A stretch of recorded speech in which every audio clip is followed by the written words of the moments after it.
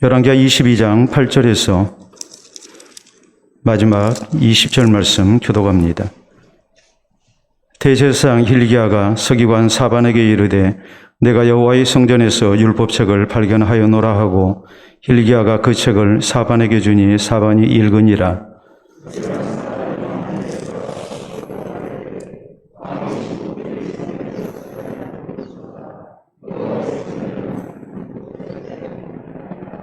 또 서기관 사반이 왕에게 말하여 이르되 제사장 hil기야가 내게 책을 주도이다 하고 사반이 왕 앞에서 읽으매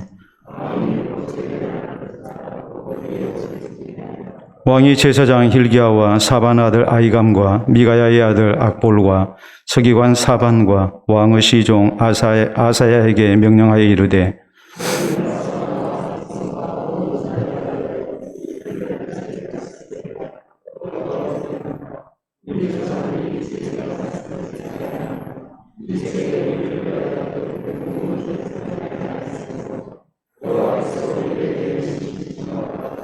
이에 제사장 hil기야와 또 아히감과 악볼과 사반과 아사야가 여선지 훌다에게로 나아가니 그는 하라스의 손자 디가의 아들로서 예복을 주관하는 살룸의 아내라.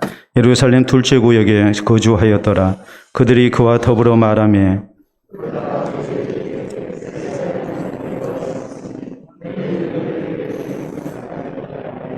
여호와의 말씀이 내가 이곳과 그 주민에게 재앙을 내리되 곧 유다 왕이 읽은 책의 모든 말대로 하리니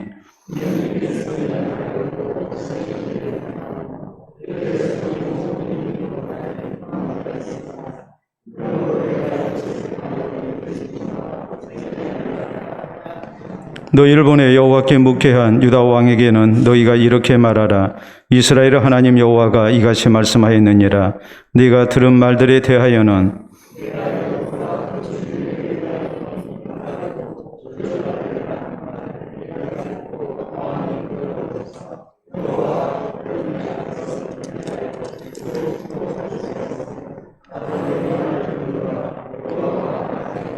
그러므로 보라, 내가 너로 너희 조상들에게 돌아가서 평안히 묘실로 들어가게 하리니 내가 이곳에 내리는 모든 재앙을 내 눈이 보지 못하리라 하셨느니라 하니 사자들이 왕에게 보고하니라.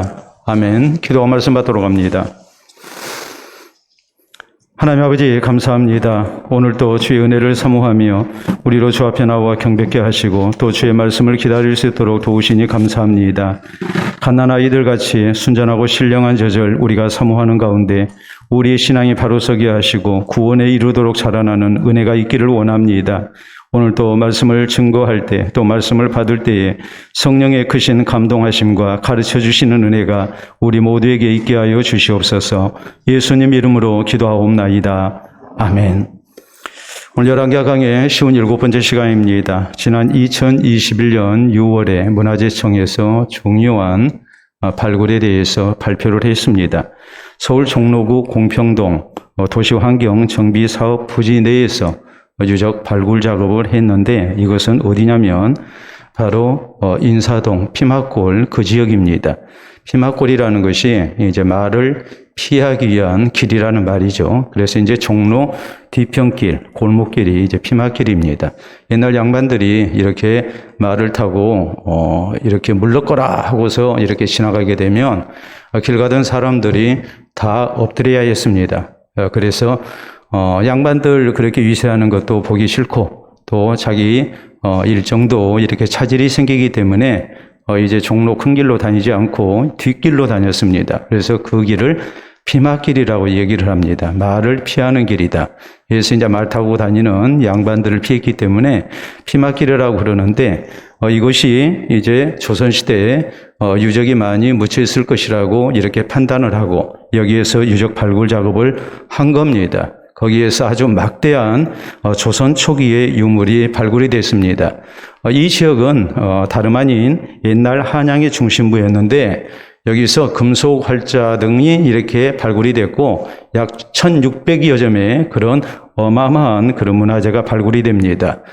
세종대왕 때의 물시계랄지 혹은 천문시계 부품 이런 것들이 이제 발굴이 된 거예요. 자, 우리가 한번 보도록 하겠습니다.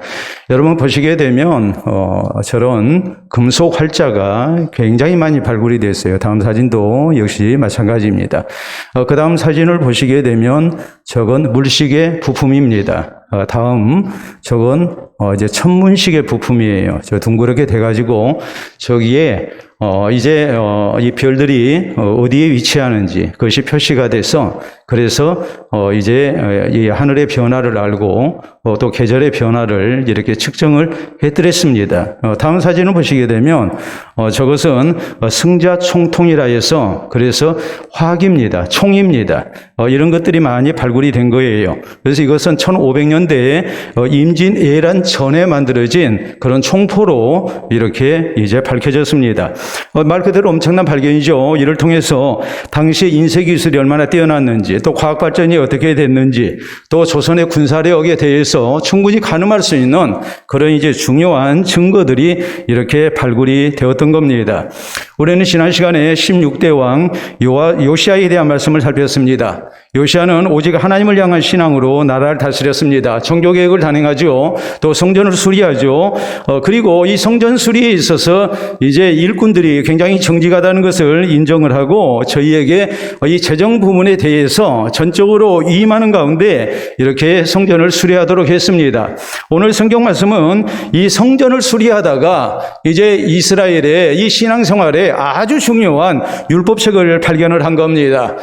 이 성전 수리 중에 발견된 율법책, 이것은 율법책 자체로도 굉장히 소중하지만 거기에 있는 내용이 중요하고 또 이 내용 앞에 어떤 반응을 보였는가라는 것이 또 더더욱 중요한 것 아니겠습니까? 그렇기 때문에 자, 우리가 옛날에 유물 발굴을 통해서 그 당시에 이제 과학의 발전을 우리가 이렇게 가늠하는 것과 마찬가지로 이 과거 역사를 우리가 밝히는데 연구 자료로 이렇게 중요하게 사용되는 것과 마찬가지로 이제 성전을 수리하다가 율법책이 발견됐습니다. 이 율법책을 놓고서 율법책의 내용이 무엇인지 또 이 율법책의 내용이 우리에게 교훈하신 것이 무엇인지 거기 어떤 반응을 보였는지 이것이 오늘 성경 말씀이 우리에게 전하는 내용입니다.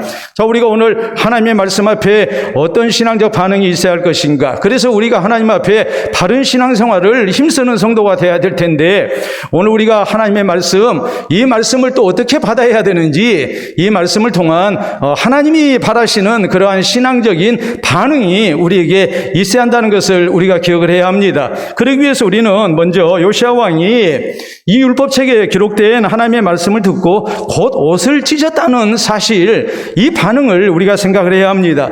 자, 8절부터 시작된 말씀이죠. 대제사장 hil기야가 서기관 사반에게 이르되 내가 여호와의 성전에서 율법책을 발견하였노라 하고 hil기야가 그 책을 사반에게 주니 사반이 읽으니라. 서기관 사반이 왕에게 돌아가서 보고하여 이르되 왕의 신복들이 성전에서 찾아낸 돈을 쏟아 여호와의 성전을 맡은 감독자의 손에 맡겼나이다 하고 또 서기관 사반이 왕에게 말하여 이르되 제사장 hil기야가 내게 책을 주더이다 하고 사반이 왕의 앞에서 읽음에 왕이 율법책의 말을 듣자 곧 그의 옷을 찢으니라 라고 이렇게 말씀을 합니다. 자, 지금 오늘 성경 말씀 보면은 성전을 수리하다가 이렇게 율법책을 발견을 했단 말이에요. 그런데 왜 율법책을 이렇게 발견하게 됐을까?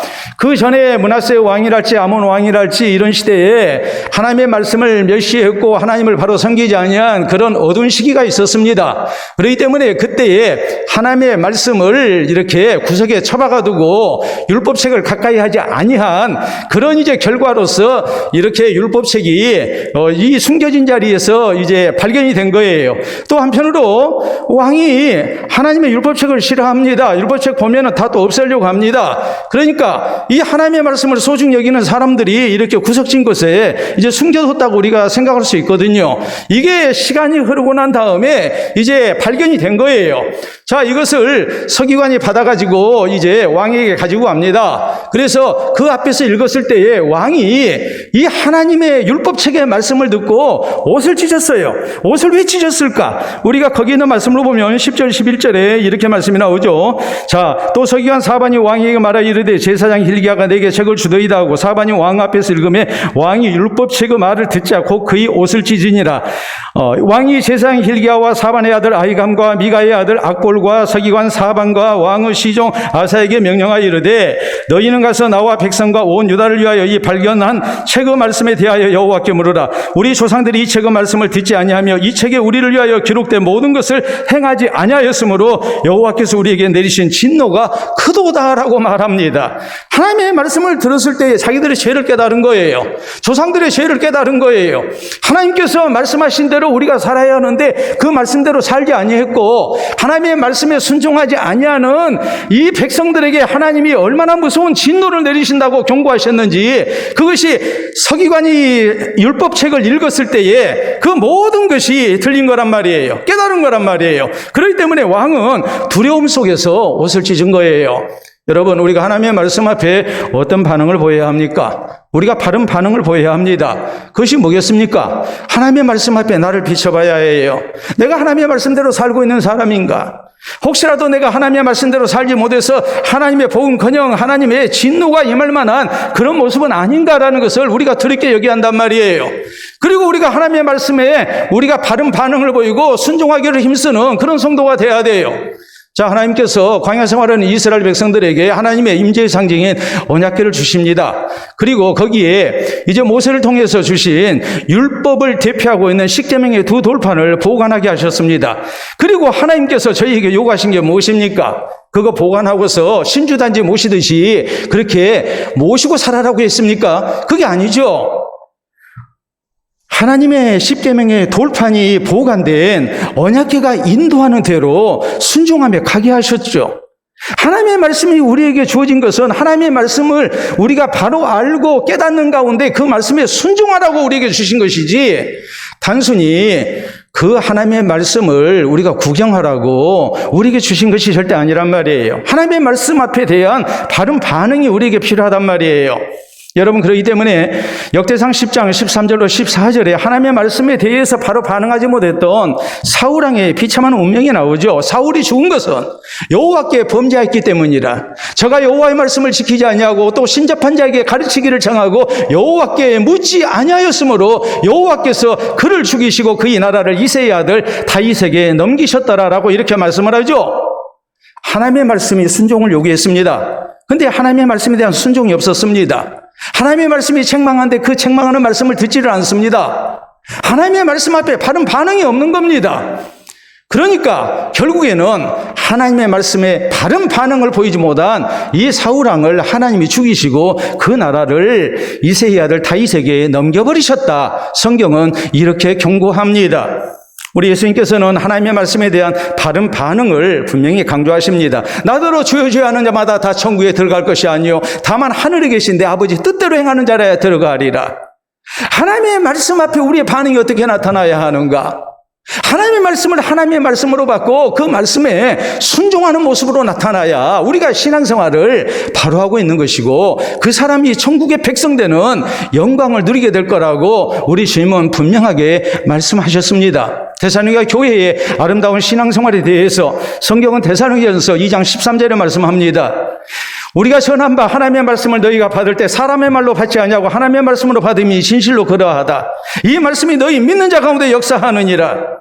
적어도 데살로니가 교회 성도들은 하나님의 말씀 앞에 바른 반응을 보이는 사람들이었어요. 사람이 전하는 말씀이지만 하나님의 말씀으로 받습니다. 그리고 그 하나님의 말씀에 순종하기를 힘씁니다. 그럴 때에 믿는 자에게 역사하는 하나님의 놀라운 은혜가 나타났다고 성경은 이렇게 말씀합니다. 우리가 건강에 관한 책들을 많이 볼 수 있습니다. 새해가 되면 더더욱 그렇죠. 사실 우리가 건강에 대한 지식 웬만한 거 다 압니다. 그런데 문제는 건강에 관한 지식을 담고 있는 책을 많이 가졌다고 해서 그 사람이 건강한 게 아니에요. 또 그 책의 내용을 다 읽고 많이 안다고 해서 그 사람이 건강한 거 아니에요. 문제는 책에서 읽고 깨달은 내용대로 내가 사는 거예요. 그래야만이 비로소 건강은 우리에게 주어지는 거예요. 우스개로 그런 얘기가 있어요. 어떤 사람이 버스 안에서 이제 전화를 받았습니다. 이 여성분이 전화를 받았는데 상대방이 지금 뭐해? 하고서 얘기하니까 나 지금 병원 다녀와. 자기도 모르게 그냥 이야기에 열중해가지고 이제 큰 소리로 얘기를 하는 거예요. 아니, 병원에 왜 갔어? 그러니까, 요새 가슴이 막 답답하고 막 열이 나고 막 그러잖아. 소화도 잘 안 되고 막 그러잖아. 그러다가 내가 하도 이상해서 가슴에다가 이렇게 손을 얹어봤더니 하고서 생각을 하니까 버스 안에서 지금 자기가 큰 소리로 얘기를 하고 있는 거예요. 야, 이게 교양 없는 짓이구나. 이거 잘못했구나 싶어가지고, 내가 가슴에 손을 얹었더니 하면서 주변 사람들을 봤더니 버스 안에 있는 사람들이 다 가슴에 손을 얹고 있어요. 그 다음 반응을 지금 뭐라고 이 사람에게 몸에 이상이 나타났는지, 혹시라도 나에게는 그런 증상이 나타나지 않는지 지금 관심을 가지고 듣고 있었던 거예요.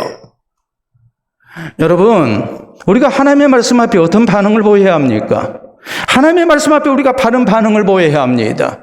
성경은 말씀합니다. 우리가 야고보서 3장에 있는 말씀을 보면, 야고보서 2장에 있는 말씀을 보면 성경은 하나님의 말씀에 대한 순종을 강조하면서 우리가 하나님의 말씀을 듣고 깨닫고 우리가 순종하지 아니하면, 실천하지 아니하면 거울에 자기의 모습을 비춰보고 곧 돌아가서 잊어버리는 사람과 같다 그랬어요.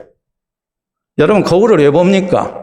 거울 속에 비친 내 모습을 보고 감탄하기 위해서 거울을 봅니까? 넌 어쩜 그렇게 잘생겼니? 거울하고 오라, 세상에 누가 제일 잘 예쁘게 생겼니? 그거 하려고 우리가 거울을 보는 겁니까?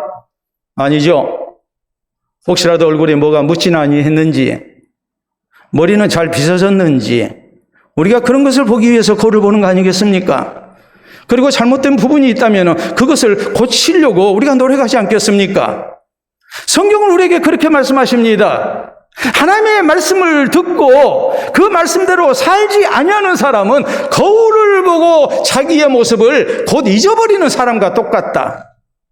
말씀의 거울 앞에 나를 비춰보라는 말입니다. 내가 하나님의 말씀대로 살지 못한 것이 무엇인지 그것을 우리가 살피고 그것을 고쳐가야 한다는 말입니다. 이 말씀에 대한 바른 반응이 있어야 해요. 요시야 왕은 하나님의 말씀을 들을 때 우리 조상부터 시작해서 우리가 하나님의 말씀대로 살지 못해서 하나님의 말씀대로 살지 못한 이 백성들에게 하나님의 무서운 진노가 임하게 됐다는 사실을 깨달았습니다. 깨닫고 뭐합니까? 옷을 찢습니다. 큰일 났다고 이렇게 반응을 보입니다. 여러분, 오늘 우리가 하나님의 말씀 앞에 늘 이런 반응이 있어야 합니다. 말씀의 거울 앞에 나를 비춰보면서 내가 하나님의 말씀대로 살지 못한 것이 무엇인가를 우리가 살피면서 또 이것을 고치기를 힘쓰는 성도가 돼야 됩니다. 이 말씀에 대한 바른 반응이 있게 될 때에 우리의 신앙이 바로 설 수 있고 또 하나님께서 사랑하시는 그런 복된 성도 될 수 있음을 잊지 마시기를 바랍니다. 다음으로 오늘 요시야는 말씀 앞에 어떤 반응을 보였는지 성경이 뭐라고 말씀하십니까?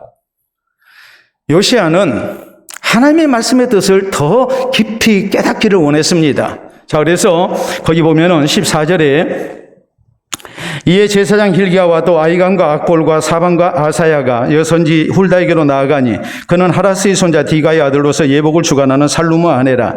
예루살렘 둘째 구에게 거주하였더라. 그들이 그와 더불어 말하매라고 나오는데 여기 훌다라는 여선지가 나옵니다. 그는 예복을 주관하는 살룸의 아내된 사람이었습니다. 예루살렘 둘째 구에게 거주하고 있었습니다. 자, 예루살렘이라는 성읍을 우리가 놓고 볼 때에 다윗 시대에 건축된 지역이 있습니다. 이건 고지역에, 고지대에 위치한 거주지역입니다. 이것을 첫째 구역이라고 얘기를 합니다. 그리고 한참 지나서 히스기야 왕 때에 이제 저지대에 인구가 늘어나니까 거기에다가 또 거주지를 만들었습니다. 이걸 둘째 구역이라고 얘기를 합니다. 자, 그래서 훌다라는 여선지가 이 둘째 구역에 이제 거주하고 있었습니다. 그래서 왕궁은 고지대에 있죠. 그래서 서기관을 보내고 해서 이제 여선지 훌다에게 하나님의 말씀에 대해서 바로 깨우치고자 배우려고 이렇게 힘쓴 겁니다. 자, 그래서 15절에서 17절까지 말씀을 보면 훌다가 그들에게 이르되 이스라엘 하나님 여호와의 말씀이 너희를 내게 보낸 사람에게 말하기를 여호와의 말씀이 내가 이것과 그 주민에게 재앙을 내리되 곧 유다 왕이 읽은 책의 모든 말대로 하리니 이는 이 백성이 나를 버리고 다른 신에게 분향하며 그들의 손의 모든 행위로 나를 경노하게 하였습니다. 그러므로 내가 이것을 향하여 내린 진노가 꺼지지 아니하리라 하셨느니라라고 말합니다. 여러분, 지금 요시야 왕은 하나님의 말씀을 들을 때 바로 깨달았어요. 우리 조상들이 하나님의 말씀대로 못 살았구나. 우리가 하나님의 말씀대로 온전히 순종하지 못했구나. 이제 큰일 났구나. 하나님의 무서운 진노가 임하게 생겼구나. 그리고서 혹시라도 우리가 놓쳐버린 부분이 있지 아니한지, 이 하나님의 말씀이 구체적으로 무엇을 말씀하시는지 선지자를 통해서 그 말씀을 더 정확하게 알고자 이렇게 힘쓴 겁니다. 여러분 그렇잖아요? 하나님의 말씀에 대한 바른 반응을 보이려면 잘 알아야죠. 알아야 우리가 하나님의 뜻을 깨닫고 하나님의 말씀대로 살아갈 수 있는 것 아니겠습니까? 우리의 신앙생활이 무조건 교회 열심히 나온다고 그래서 우리가 신앙생활 잘할 수 있는 건 아니잖아요.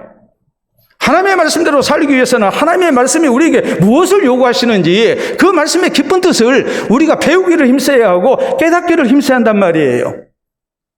우리 예수님께서 제자들 데리시고 자신의 사역을 이렇게 가까이서 보게 하십니다. 예수님의 제자들은 3년 동안 집에서 출퇴근하면서 예수님의 제자 생활을 했던 게 아닙니다.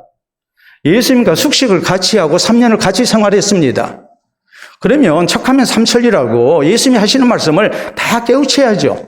근데 사실 제자들이 다 깨우치지 못한 때가 있었어요. 그러면 이 제자들이 모르고도 안 척했느냐? 성경은 그렇게 말씀하지 않아요. 제자들이 그래도 체면이 있으니까 그래도 명색 예수님 제자인데 일반 백성들이 있는 데서 주님 조금 전에 하신 말씀 우리가 못 알아듣겠습니다. 그게 무슨 뜻입니까? 이렇게 묻기가 좀 부끄럽다고 생각을 할 수밖에 없었거든요. 그러니까 사람들 가고 난 다음에 예수님께 조용히 여쭤본 거예요. 주님 조금 전에 하신 그 비유가 무슨 뜻입니까? 하고 묻죠. 어떤 때는 예수님께서 이런 말씀도 하십니다. 내가 언제까지 너희에게 이렇게 계속해서 같이 있어야 하느냐? 너희가 어찌 그렇게 깨닫지를 못하느냐? 야, 그 정도 가르쳐줬으면 깨달아야지. 지금쯤은 너희가 잘 알아들어야지. 여전히 이렇게 몰라가지고 물으면 쓰겠느냐? 이런 말씀을 책망을 예수님이 하셔도 이 제자들이 모르는 것 있으면 예수님께 여쭤보고 바로 알려고 노력을 했단 말이에요. 사도행전 17장에 베레아 성도들이 나옵니다. 그들은 마음이 너그러운 사람들로서 영어 성경에 보면 오픈마인드라고 나왔어요. 열린 마음을 가지고 하나님의 말씀이 정말 그러한가 날마다 상고하는 가운데 믿는 자가 많아졌다고 성경은 이렇게 말씀을 하죠. 하나님의 말씀을 열심으로 배웠어요. 초대예루살렘 교회 성도들이 신앙생활을 잘하고 사람들한테 칭찬 듣고 하나님께서 구원 얻는 백성을 날마다 더해준 이런 놀라운 역사가 일어났던 그 배경을 성경은 뭐라고 말씀하십니까? 성도들이 교회에 열심히 모여가지고 가능했다고 그러나요? 아름다운 교제를 나눠서 가능했다고 그러나요? 물론 그것도 필요했죠. 근데 그 모든 것에 먼저 된 중요한 사실이 있어요. 그게 뭐냐면 다름이 아니라 사도들의 가르침을 따라서 신앙생활을 했다는 사실이에요. 말씀을 배운 거예요. 말씀을 배워보니까 모이기를 힘써야 한다는 것을 알았어요. 하나님을 향한 예배가 중요하다는 것도 알았어요. 하나님을 향해 찬송하고 기도를 열심히 합니다. 또 성도의 아름다운 교제를 나눕니다. 그러는 가운데 백성들에게 칭송을 듣는 사람들이 될 수 있었고 하나님의 말씀대로 순종하며 사는 그 모습을 통해서 많은 사람들에게 감동이 됐고 구원 얻는 백성이 더해지는 아름다운 역사가 일어났습니다. 우리가 예전에는 문신이라고 그랬는데 지금은 타투라는 영어를 씁니다. 우리 그리스도인은 그렇게 타투를 즐겨서는 안 되죠. 그런데 연예인들이나 운동선수들이 이렇게 몸에 타투를 하는 경우를 우리가 많이 봐요. 근데 문제는 외국인들이 한글 타투를 하는 경우가 심심찮게 보여요. 근데 문제는 그 뜻을 바로 알고 하는 것인지 우리가 웃을 수밖에 없는 그런 경우가 많이 나옵니다. 자, 외국인들이 몸에다가 어떻게 문신, 타투를 했는지 한번 보도록 하겠습니다. 자, 외국인들입니다. 외국인. 저 뜻을 알고 했을까? 저 뜻을 알았다면 저기 몸에다가 저걸 이렇게 새길 만한 가치가 있다고 생각을 했을까? 그렇지 않겠습니까? 다음 사진 볼까요? 왼쪽 다리, 오른쪽 다리. 저렇게 해야 되겠어요? 다음 사진 보겠습니다.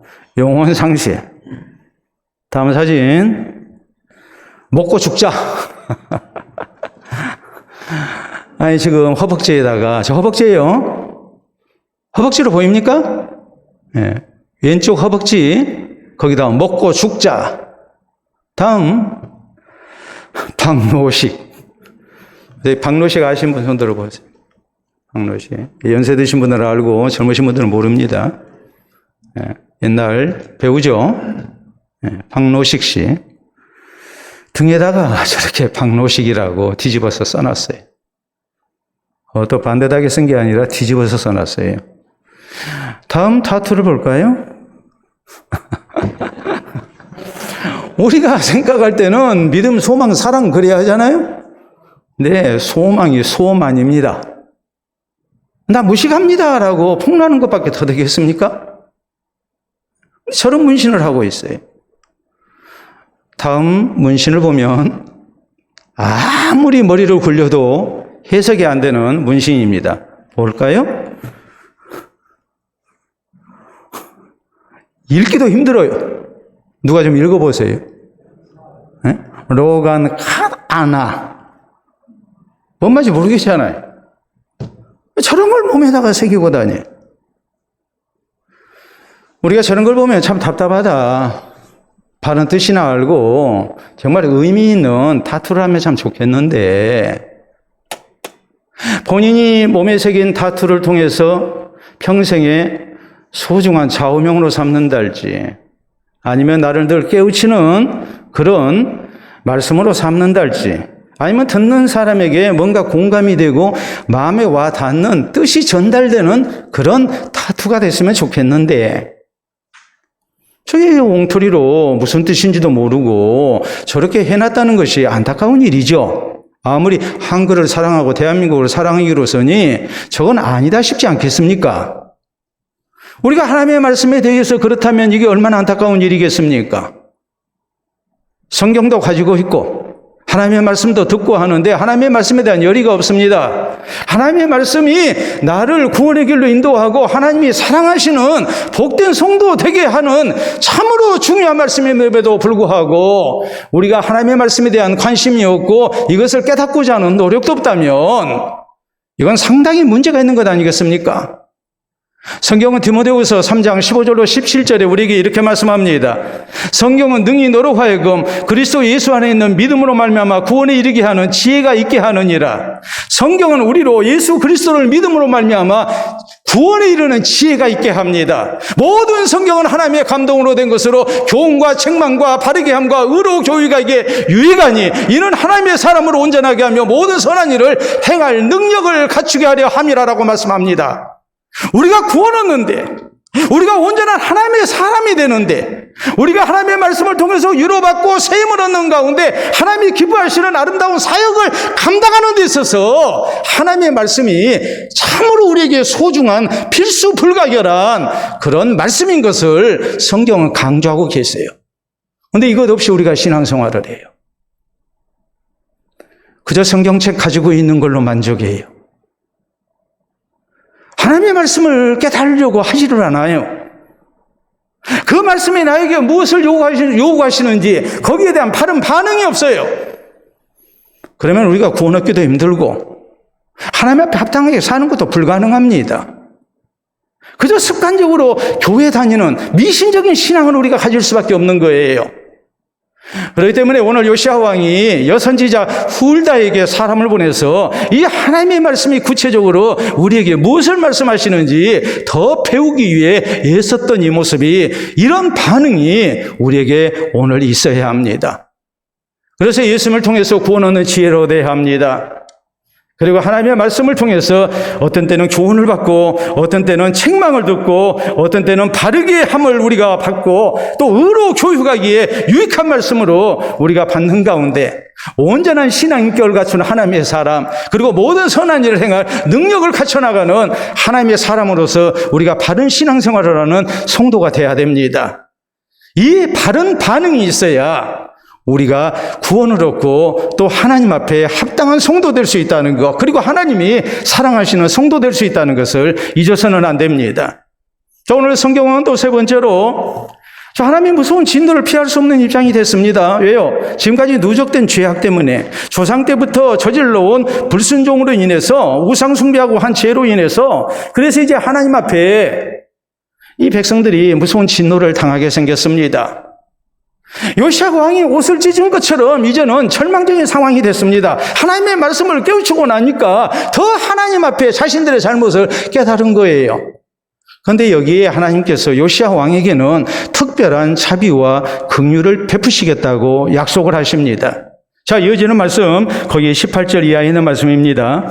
너희를 보내 여호와께 묻게 한 유다 왕에게는 너희가 이렇게 말하라. 이스라엘의 하나님 여호와가 이같이 말씀하셨느니라. 내가 들은 말들에 대하여는 내가 이것과 그 주민에게 대하여 빈터가 되고 저주가 되리라 한 말을 내가 듣고 마음이 부드러워져서 여호와 곧 내 앞에서 겸비하여 옷을 찢고 통곡하였으므로 나도 내 말을 들었노라. 여호와가 말하였느니라. 그러므로 보라, 내가 너로 너희 조상들에게 돌아가서 평안히 묘실로 들어가게 하리니 내가 이곳에 내리는 모든 재앙을 내 눈이 보지 못하리라 하셨느니라 하니 사자들이 왕에게 보고하니라. 아멘. 여러분 보세요. 누적된 죄악으로 인해서 하나님의 심판은 분명히 임할 겁니다. 하나님의 무서운 진노 속에 많은 사람들이 죽임을 당하고 그리고 이 나라가 무서운 환난을 겪게 될 것입니다.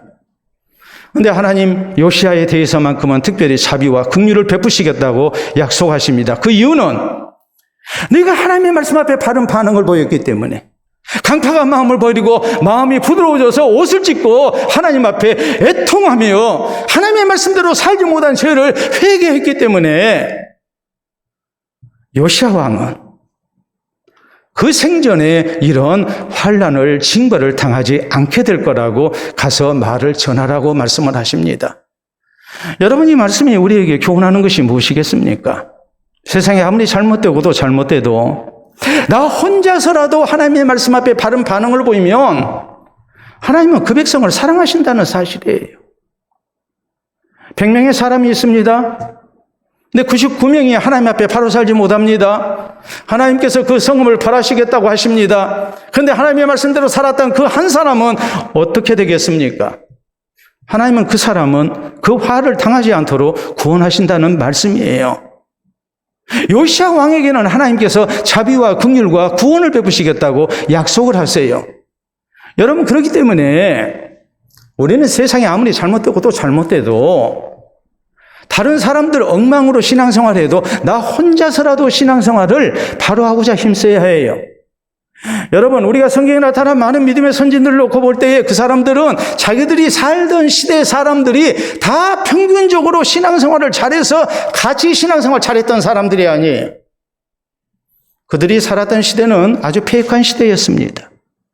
하나님의 말씀대로 사는 것이 멸시를 당하고 또 그렇게 사는 것이 어리석은 일처럼 보인 시대를 살았습니다. 노아가 그랬습니다. 온 세상이 죄악으로 관영할 때 노아는 하나님 앞에 당대의 의인이요 완전한 자로 살기를 힘썼고 하나님과 동행하는 사람이었습니다. 그러니까 노아를 하나님이 사랑하시죠. 노아를 구원하시죠. 엘리야 시대는 어떠했습니까? 적어도 아합과 이세벨 왕후에 그 우상 숭배 정책에 모두가 무릎을 꿇었습니다. 엘리야는 말합니다. 다 바알에게 무릎을 꿇었습니다. 오직 나만 남았습니다. 이 말의 의미는 다 우상을 숭배해도 나 혼자서라도 나는 하나님을 섬겨왔습니다라는 말이에요. 우리에게 그런 신앙의 각오가 있어야 하거든요. 엘리야 선지자 당시에 아합의 국내 대신이었던 오바댜를 생각해 보세요. 아합의 국내 대신이기 때문에 누구보다도 바알 대신에 하나님을 섬기는 것이 쉽지 않은 신분의 사람입니다. 그런데 그는 어떻게 합니까? 하나님의 선지자 100명을 숨겨놓고 저희를 먹여 살리잖아요. 발각되면 죽습니다. 그런데 나 혼자서라도 바르게 하나님을 섬기려고 애쓰잖아요. 목숨 걸고 신앙생활하는 거예요. 우리 예수님께서 들려주신 비유 가운데에 깨어있는 종의 비유가 나옵니다. 주인이 혼인잔치에 갔습니다. 주인이 출타하자마자 종들은 신났습니다. 술 마시고 주인 늦게 오리라 생각하고 자기들 하고 싶은 짓 하고 있습니다. 그런데 한 종만큼은 주인이 언제 오든지 문 열어줄 준비를 하고 있습니다. 자기의 본분을 이탈하지 않습니다. 혼자서라도 바르게 주인을 섬기려고 이렇게 했단 말이에요. 그러니까 주인이 칭찬하죠. 우리 예수님께서 우리에게 요구하신 것이 무엇입니까? 우리가 그런 모습으로, 변함없는 모습으로 주의 말씀 앞에 충성하고 깨어서 신앙생활하라고 우리에게 교훈하신 것 아니겠습니까? 우리가 잘 아는 노벨상은 살아있는 사람에게만 수상합니다. 지금까지 최고령 수상자는 미국의 프랑시스 루라는 과학자입니다. 이 사람은 32살에 닭에 생긴 종양을 연구해서 최초의 종양 바이러스를 발견을 했습니다. 그런데 아무도 관심을 안 가졌어요. 그래도 꾸준히 혼자서 이 분야 연구를 계속했습니다. 그래서 가축에게도, 닭만이 아니라 다른 가축에게도 종양이 발견되고 사람에게도 종양이 있다는 것을 알았어요. 그게 뭐예요? 암이죠. 그래서 이 사람의 연구가 인정을 받습니다. 그가 최초로 종양을 발견한 지 무려 55년이 지나서 1966년 그의 나이 87세 때에 노벨 의학상을 받아요. 남이 알아주든지 말든지 이것이 내 길이다 생각하고 꾸준히 55년 동안을 연구를 한 거예요. 그럴 때 더 엄청난 발견을 할 수 있었고 또 그것을 인정받게 됐어요. 여러분, 어느 분야건 그 분야에 목숨을 걸고 연구하고 노력해온 사람에 의해서 인류 문명은 발전이 됐고 과학은 발전했습니다. 신앙세계도 마찬가지입니다. 누군가의 헌신과 희생이 많은 생명을 살리는 법입니다. 그렇기 때문에 힘들어도 나 혼자서라도 우리가 신앙생활 잘하려고 해야 해. 그래서 나를 지키고 또 하나님께서 내게 맡겨주신 귀한 영혼들, 사랑하는 가족들을 지켜나가는 우리 성도들이 될 수 있기를 바랍니다. 주전 250년 그리스의 히에론 왕이 있었습니다. 이 왕이 하루는 대장장이에게 왕관을 만들게 했습니다. 대장장이가 왕관을 만들어서 가져왔습니다. 그런데 소문이 들리기를 저 대장장이가 순금으로 만든 게 아니라 거기에다 은을 섞었다더라. 이런 소문이 돈 거예요. 왕으로서 이것을 알아낼 방법이 없어요. 왕관을 다 부숴가지고 성분을 분석해야 되는데 그렇게 할 수는 없는 일이잖아요. 또 그렇게 한다면 앞으로 왕관을 만들 수 없잖아요. 만들면 다 부숴야 하니까. 그래서 유명한 학자요 발명가인 아르키메데스에게 이 왕관이 순금으로 만든 것인지 네가 좀 알아봐라 그랬어요. 아르키메데스가 굉장한 학자였지만 또 발명가였지만 할 수 있는 방법을 알아낼 수가 없는 겁니다. 많은 고민을 해요. 그러다가 목욕탕에 들어갔을 때 탕 안에 물이 밖으로 넘치는 것을 보고 깨달은 것이 있었어요. 몸의 부피만큼 물이 넘치는 거니까 넘치는 물로 왕관의 부피를 알면 그 부피만큼 순금의 무게를 알 수 있는 것 아니겠느냐. 그렇기 때문에 왕관의 무게와 비교해보면 이게 진짜 순금 100%를 넣은 것인지 아니면 은을 섞은 것인지 알 수 있겠다는 결론을 얻게 됩니다. 너무 기뻐서 아르키메데스는 알몸으로 목욕탕 밖으로 뛰쳐나옵니다. 그리고 이때 외친 유명한 말이 있습니다. 유레카! 유레카라는 말은 찾았다, 발견했다, 알아냈다라는 말이에요. 이 유레카는 굉장히 유명하죠. 여러분, 여호시아 왕이 성전을 수리하다가 거기에서 율법책을 발견했습니다. 그러나 율법책 발견한 것이 유레카는 아니에요. 만약 율법책을 발견한 걸로 유레카라고 했다면 여호시아 왕은 어리석은 사람이 되고 맙니다.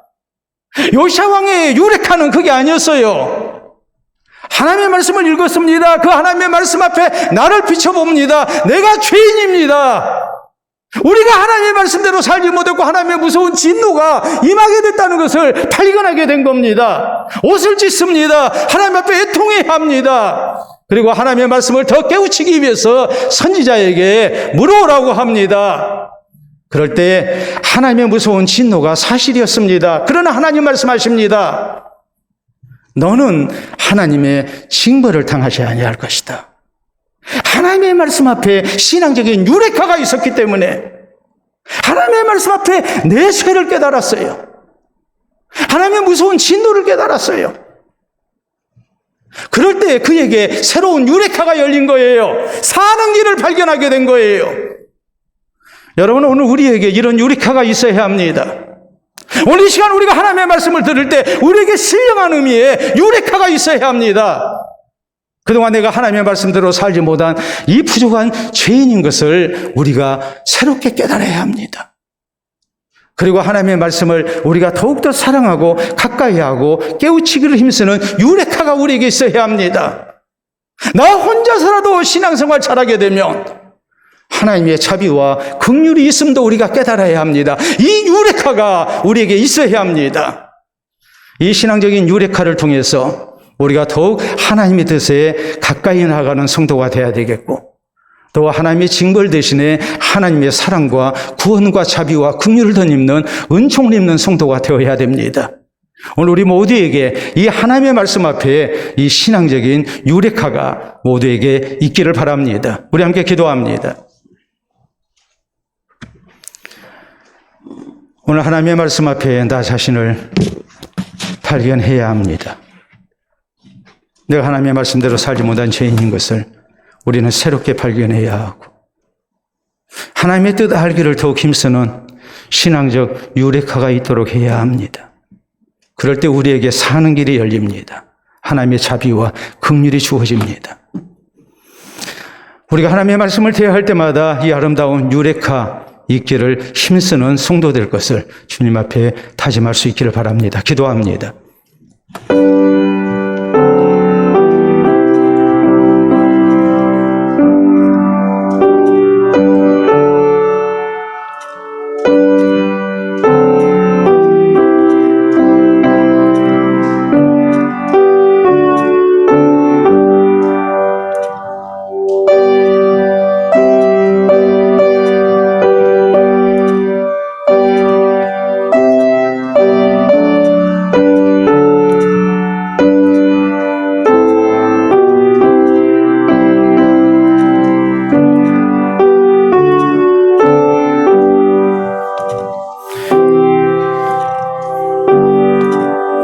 자비로우신 아버지, 은혜를 진심으로 감사합니다.